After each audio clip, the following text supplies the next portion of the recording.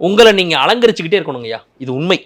கசங்கிய உடை போடுறதோ, ஒரு மாதிரி உங்களை நீங்க அழுக்கா வச்சுக்கிறதோ பணத்தை ஒருபோதும் ஈர்ப்பதில்லை.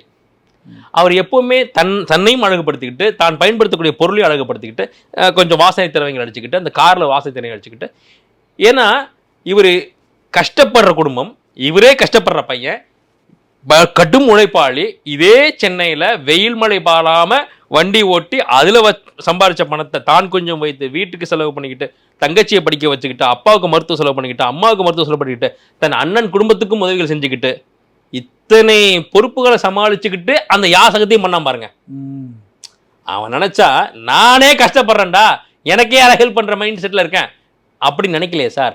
பணத்தை இன்னொருத்தருக்கு உதவி செய்ய பயன்படுத்தும் போது அந்த பணம் அவரை நாடி நாடி தேடி தேடி இன்னும் பல பேருக்கு ஹெல்ப் பண்ணு, என்னை வச்சு நீ இன்னும் நிறைய பேருக்கு ஹெல்ப் பண்ணுன்னு வந்துருச்சேங்கய்யா பணம். நானே அதுக்கு சாட்சி.